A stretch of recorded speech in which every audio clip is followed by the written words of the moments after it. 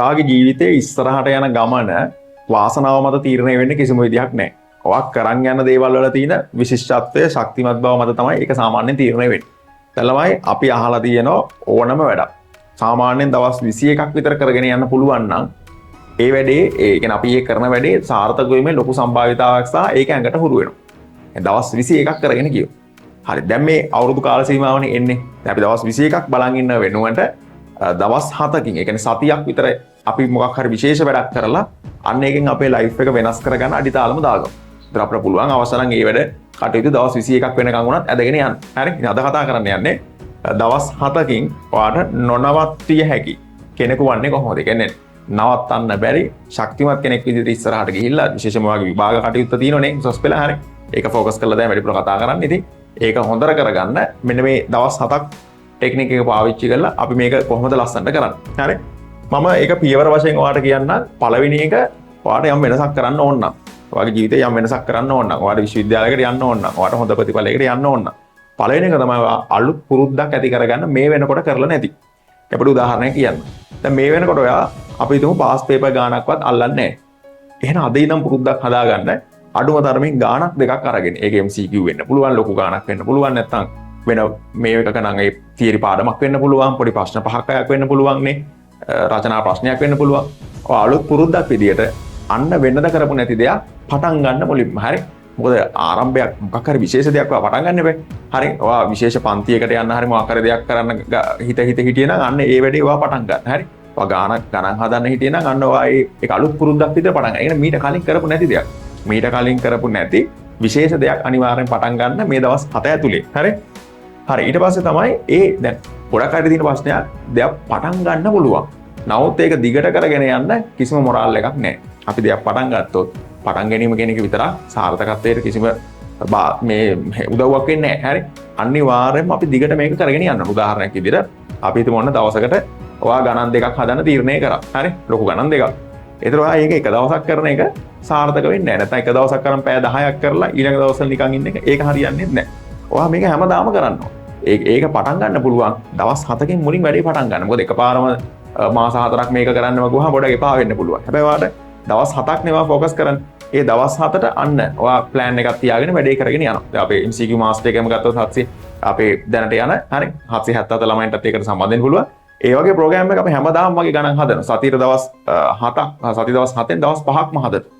පොඩ හදාගෙන යනවා. එතකොට අන්න හැබිට් එකක්. ඒ කියන්නේ ඒ හදාගත්ත පුරුද්ද දිගටම කරන් යනකොට ලොකු ඉම්ප්‍රූව්මන්ට් එකක් පේන්න ගන්නවා. ඉතින් දැනටත් මුකුත් කරපු නැති කෙනෙක්ට පුළුවන් පුරුද්ද හදාගෙන ඒක දිගට කරන් යන්න පටන් ගන්න.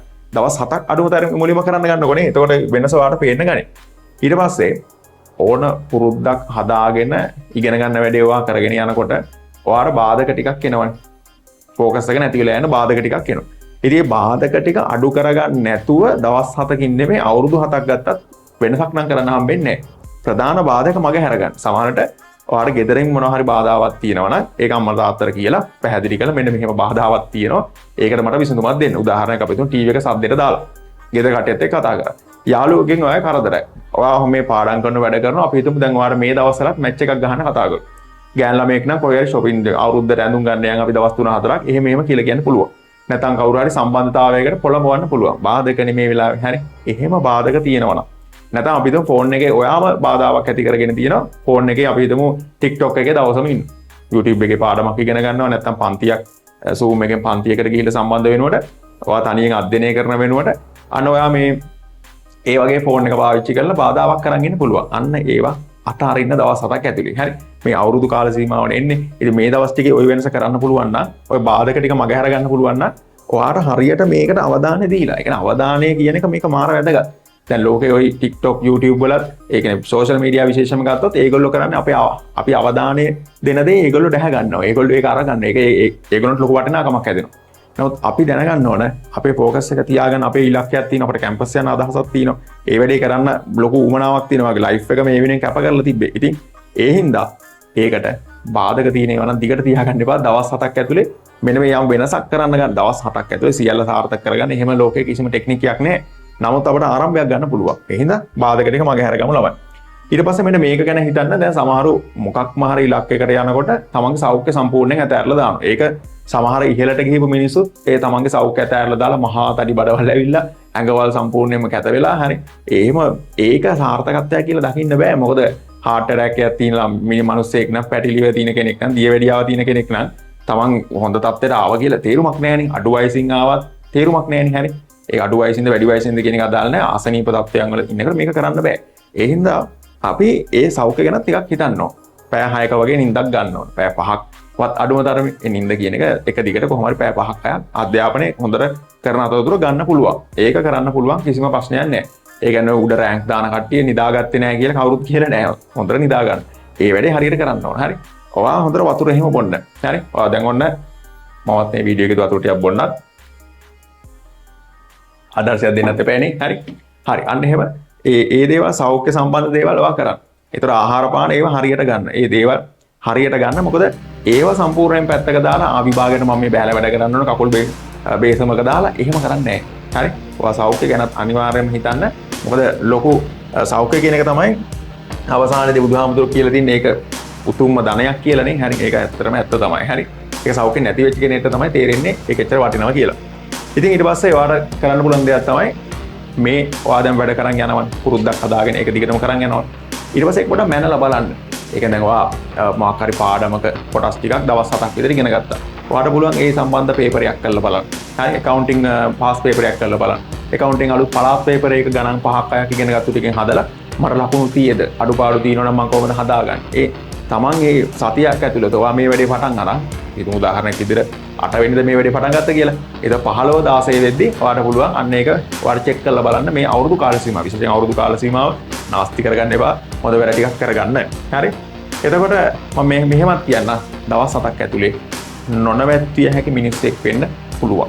ඒක තියෙන්නේ අපේ ආත්මය ඇතුලේ අපේ ඇඟ ඇතුලේ තමයි තියෙන්නේ. ඒක පටන් ගත්තොත් දවස් 21ක් වෙනකම් මේක ඇදන් යන්න පුළුවන්. ඊට පස්සේ ඒක මාසයක් වෙනකන් ඇදන් යන්න පුළුවන්. මාස 4ම ඇදගෙන ගියොත් විභාගේ අනිවාර්යයෙන්ම දැවැන්ත ප්‍රතිඵලයක් ගන්න පුළුවන් අප්‍රේල් මාසේ, මැයි, ජූනි, ජූලි මාස 4යි. ওই 4 හරියට කරොත් ජූලි අගෝස්තු මාසේ එක්සෑම් එක තියෙනවා. හරි. ඉතින් මාස 4 හරියට මේක පාවිච්චි කරොත් අර හොඳ ආරම්භයක් අරගෙන අනිවාර්යයෙන්ම දිනන්න පුළුවන් කියන හොඳ විශ්වාසයක් තියාගන්න. හරි. ඉතින් ගේම ගහන්න ඕන අනිවාර්යයෙන්ම ශක්තිමත් විදිහට ගේම ගහන්න. ඉතින් අපේ accounting පන්ති සම්පූර්ණයෙන් මගේ online යන්නේ. ඉතින් අපේ ළමයින්ටත් මාස 4ට ලස්සන වැඩ පිළිවෙලක් හදලා තිනවා. ඒක විශේෂයෙන් පටන් ගන්නවා අපි පළවෙනි පාඩමේ ඉඳන් අප්‍රේල් 10 අලුතෙන්ම පටන් ගන්නවා ගිණුම්කරණයේ හැඳින්වීම දිත්ත සටහන් අන්නේ සමීකරණ මුල් පාඩම් වල ඉඳන්ම පටන් ගන්නවා හරි ඒතර ඔයගොල්ලන්ට මේ ගැම්ම ගන්න ගමන් ඔන්න accounting වල ගැටලුවක් තියෙනවනම් second සයිකන් ළමයෙක් නම් third සයිකන් ළමයෙක් නම් හරි විශ්වාස කරලා set වෙන්න අපේ YouTube channel එකත් බලලා හරි අපිට ලස්සන වැඩ පිළිවෙලක් එක මාස 4 ජයග්‍රහණයකට යන වැඩ පිළිවෙලක් තියෙනවා ඒ හැම පාඩම්ම අමාරු පාඩම් ලේසි පාඩම් මාස 2ක් ඇතුලේ ලස්සන විදිහකට ආවරණය කළා ඔයගොල්ලෝ රෙකෝඩින් සෙට් එකකුත් හම්බ වෙනවා කලින් කරපුවක අමතර දැනුම සඳහා හරි ඊට පස්සේ full papers කරලා අපේ ඉලක්කයට යනවා ඉතින් ඒක මිෂන් 777 කියන රිවිෂන් ක්ලාස් එක හරහා යනවා අපේ kalumwaduge.com වෙබ්සයිට් එක හරහා ඊට අමතරව අපේ දැනට යන රිවිෂන් පන්තිය හරහා තවත් පාඩම් කීපයක් ආවරණය කරනවා මොකද අඩු කාලෙකින් මේ වැඩේ ලස්සනට කරන්න ඕන හින්දා හරි එහෙනම් දවස් 7ක් ඇතුලේ ඔයාගේ වෙනස පටන් ගන්න ජීවිතේ වෙනසක් වෙයි ජය ජය වේවා මම kalumwaduge